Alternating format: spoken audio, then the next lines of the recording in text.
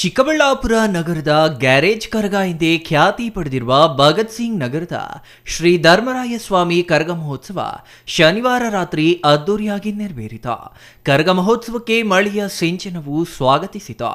ಸುರಿಯುತ್ತಿರುವ ಮಳೆಯನ್ನು ಲೆಕ್ಕಿಸದ ಜನ ಕರಗ ವೀಕ್ಷಿಸಲು ಜಮಾಯಿಸಿದ್ರ. ಮಳೆಯನ್ನು ಲೆಕ್ಕಿಸಿದ ಕರಗ ಇಡೀ ನಗರದಾದ್ಯಂತ ಸುತ್ತಾಡಿದ್ದು ವಿಶೇಷವಾಗಿತ್ತು. ಶ್ರೀ ಧರ್ಮರಾಯ ಸ್ವಾಮಿ ಕರಗ ಮಹೋತ್ಸವದ ಹಿನ್ನೆಲೆಯಲ್ಲಿ ಚಿಕ್ಕಬಳ್ಳಾಪುರದ ಭಗತ್ ಸಿಂಗ್ ನಗರದಲ್ಲಿರುವ ಶ್ರೀ ಧರ್ಮರಾಯ ಸ್ವಾಮಿ ದೇವಾಲಯದಲ್ಲಿ ಕಳೆದ 14ರಿಂದಲೇ ಧಾರ್ಮಿಕ ಕಾರ್ಯಕ್ರಮಗಳು ಆರಂಭವಾಗಿದ್ವು. 41ನೇ ವರ್ಷದ ಶ್ರೀ ಧರ್ಮರಾಯ ಸ್ವಾಮಿ ಹೂವಿನ ಕರಗ ಮಹೋತ್ಸವ ಅಂಗವಾಗಿ 6 ದಿನಗಳ ಕಾಲ ಧಾರ್ಮಿಕ ಕಾರ್ಯಕ್ರಮಗಳು ನಡೆದವು. ಈ ಕಾರ್ಯಕ್ರಮಗಳಲ್ಲಿ ಸಹಸ್ರಾರು ಸಂಖ್ಯೆಯಲ್ಲಿ ಜನರು ಭಾಗವಹಿಸಿದ್ರ. ಭಗತ್ ಸಿಂಗ್ ನಗರದ ಗ್ಯಾರೇಜ್ ಮುಂಭಾಗ ಶ್ರೀ ಧರ್ಮರಾಯ ಸ್ವಾಮಿ ದೇವಾಲಯದಲ್ಲಿ ಕರಗ ಮಹೋತ್ಸವ ಅಂಗವಾಗಿ 6 ದಿನಗಳ ಕಾಲ ಧಾರ್ಮಿಕ ಕಾರ್ಯಕ್ರಮಗಳು ವಿಜೃಂಭಣೆಯಿಂದ ನಡೆದವು. ಮೇ 14ರಂದು ಬುಧವಾರ ಸಂಜೆ 7ಕ್ಕೆ ಕಳಸ ಸ್ಥಾಪನೆ, ಗಣಪತಿ ಹೋಮ, ಧ್ವಜಾರೋಹಣ, ದೇವರಿಗೆ ವಿಶೇಷ ಹೂವಿನ ಅಲಂಕಾರದೊಂದಿಗೆ ಪ್ರಾರಂಭವಾಗುವ ಕಾರ್ಯಕ್ರಮಗಳು ಸತತ 6 ದಿನಗಳ ಕಾಲ ನಡೆದವು. ಮೇ 15ರಂದು ಕಂದವಾರ ಬಾಗಿಲು ಶ್ರೀ ವೆಂಕಟೇಶ್ವರ ಸ್ವಾಮಿ ದೇವಾಲಯದಿಂದ ನಗರದ ಪ್ರಮುಖ ಬೀದಿಗಳಲ್ಲಿ ಶ್ರೀ ಧರ್ಮರಾಯ ಸ್ವಾಮಿ ಹಸಿ ಕರಗ ಮೆರವಣಿಗೆ ನಡೆದಿತ್ತು. ಮೇ 16ರಂದು ಊರಿನ ಭಕ್ತಾದಿಗಳಿಂದ ದೇವರಿಗೆ ತಂಬಿಟ್ಟು ದೀಪಗಳು, ಅದೇ ದಿನ ರಾತ್ರಿ ಸಪ್ತ ಕಳಸ ಕರಗ ನಡೆಯಿತು. 17ರ ಶನಿವಾರದಂದು ಮಧ್ಯಾಹ್ನ 12ಕ್ಕೆ ಶ್ರೀ ಅರ್ಜುನ ಮತ್ತು ದ್ರೌಪದಮ್ಮನವರ ಕಲ್ಯಾಣೋತ್ಸವ, ರಾತ್ರಿ 9ಕ್ಕೆ ಶ್ರೀ ಧರ್ಮರಾಯ ಸ್ವಾಮಿ ಹೂವಿನ ಕರಗ ಮಹೋತ್ಸವ ಏರ್ಪಡಿಸಲಾಗಿತ್ತು. ಇಂದು ಸಂಜೆ 5ಕ್ಕೆ ದೇವಾಲಯ ಮುಂಭಾಗ ಅಗ್ನಿಕುಂಡ ಪ್ರವೇಶ ಮಾಡುವ ಮೂಲಕ ಕರಗ ಮಹೋತ್ಸವಕ್ಕೆ ತೆರೆ ಬೀತು.